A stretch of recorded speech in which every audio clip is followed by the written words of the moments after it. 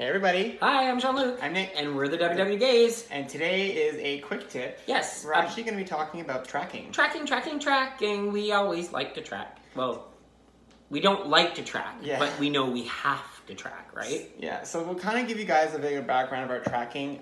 We started off our first 3 months on the journey in 2018. We tracked pretty religiously. Right, but we didn't track like everybody else tracked. No. Because we're very different when it comes to tracking. I know a lot of people want to be specific about how they track. They track every single piece of food they put in their mouth, which is completely okay. Yeah, exactly. And we didn't do it that way. We kind of tend to group our meals when we track. So we'll actually show you in a bit the actual Weight Watchers Connect app to show you guys, you know, just generally how you track stuff. So you guys can actually see a demo. It'll be actually beside here. We'll actually be filming it beside here as we're talking. As our journey kept going, we kept tracking and we did it for a while, but then after a few months, once we got to the summer... it was actually it was probably June, July. Yeah, we started to stop tracking. We wanted to see if we can continue doing... how we could live our lives without always having to be attached to our phone. Exactly. We wanted to try to test out how we can live without tracking, and we did it for a few months. We did. And we still lost weight during that time because we kind of knew what to eat and what not to eat. We had programmed ourselves to almost know what the points were and what points we could and could not have just by looking at certain foods. Yeah. But then eventually, after December, so we didn't track all the way to the end of December. But by that point, we'd realized, you know, we were getting a little too out of lax. hand. So we started tracking again in January. Because what ends up happening when you're not tracking? You're not measuring.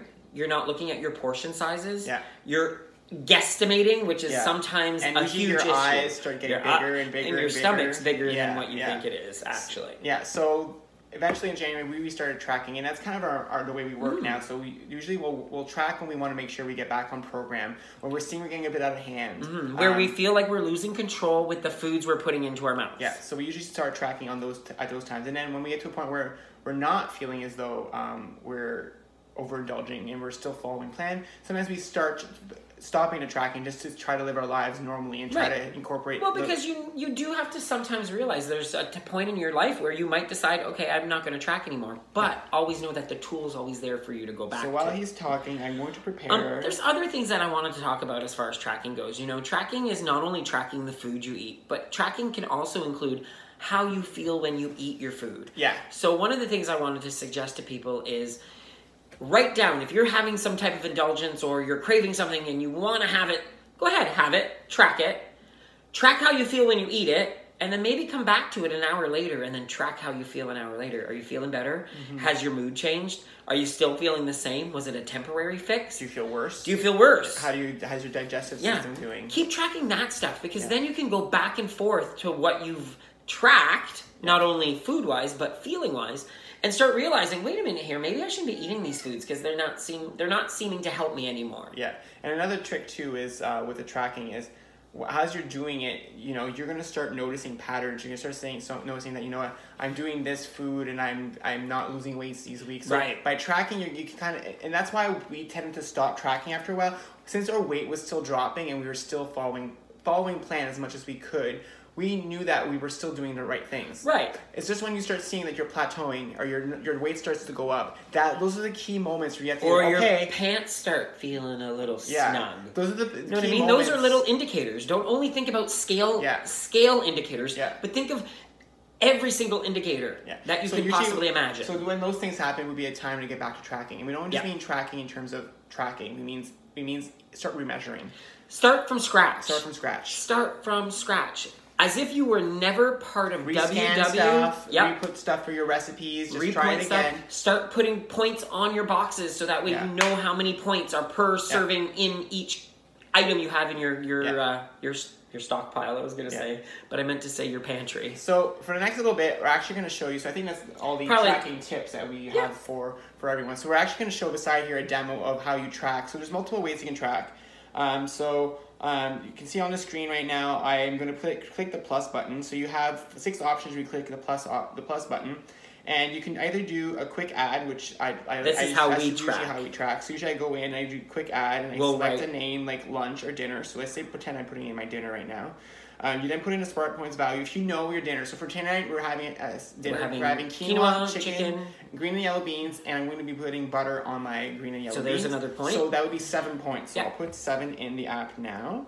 And then it's at nighttime, so you can change the time of day based on what time of day you're actually eating. And make sure you keep, like, when you are tracking, it's very easy to put the points in a different time. Yeah. So make sure you're pressing the right one. Make sure it's morning, breakfast, morning, lunch, or dinner, and then snacks. Another thing I just remembered, we don't track 0 point foods. That's another thing. We don't. So our breakfasts are always 0 point foods, so we never put them in because we just don't eat them. We don't have points. Yeah, we don't have the points for it, so we don't. So we always miss out on the morning. Not all the time, because sometimes what I will do is I will take the cheese string that I'm going to have at lunch and I'll put it in the morning because I know I'm going to have it, right? Yeah.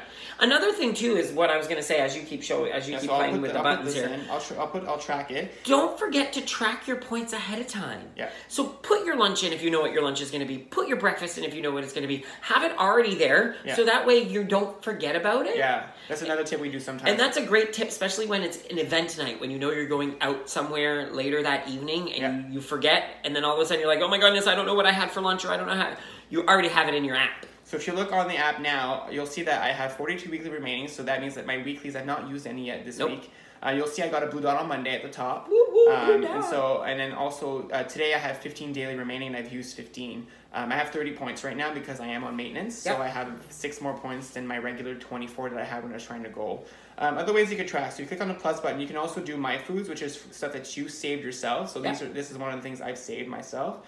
You can also do Recipe Builder. We don't tend to use a Recipe Builder. You know us. We use our own. We make our own recipes, and we just follow the serving sizes on the actual container or whatever product we're using. And there's another way you can do is a calculator. So with this calculator, you put in all your nutritional factors from the food that you're using, and then you can track it right away after you put in the food. So you put in the calories. 270. So you put in all your details, and you click save, and that will create a food for you, and you can use that as well as for tracking.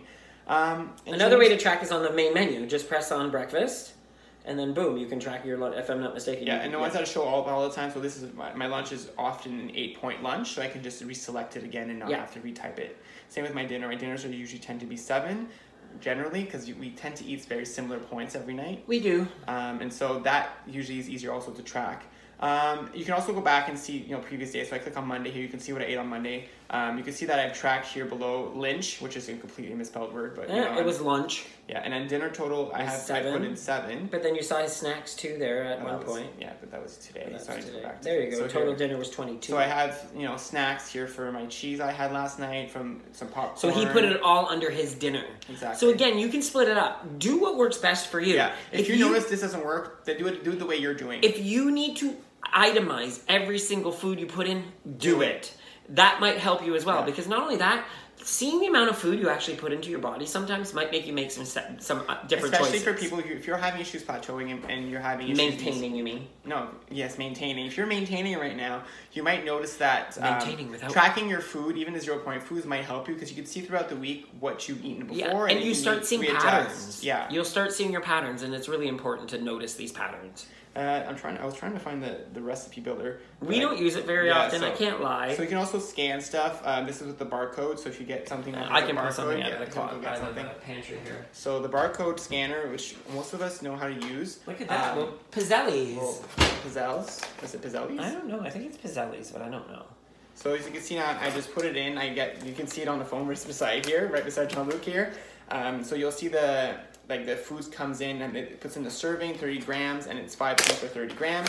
So you kind of understand what, you can then track it right away that way as well. A little caveat though, we've noticed that the barcode scanner is sometimes iffy. We've actually stopped using it. What ends up happening is sometimes when you scan something, you're getting the information from somebody else who scanned it and saved it into the database. And sometimes it's wrong. And sometimes they inputted the information incorrectly. So double check it. Yeah. I would just recommend to double check it. Especially your first time. Like if you know you've done it multiple times, then you don't have to do it again. But if you... And then, like we said earlier, the idea of writing it down on the actual item, writing down your points for this is an easy way for you to track your food after.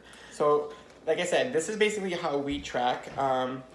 If you have other suggestions on how you track, Yeah. please let us know. We'd love to see what about other your people wellness track. wins, right? So you track, you get your wellness points. wins. So make sure you put them in. Look at Nick go, already almost at 1,000. Yeah. I'm not even close to being that high. So hopefully this kind of helps you guys out. You know, we hopefully showing the video on the side here also helps you. In front of my face. Yeah. It's, well, not really. Well, I was talking about your hand in front of my face. So yeah, He's so nice. So hopefully the It's track called love.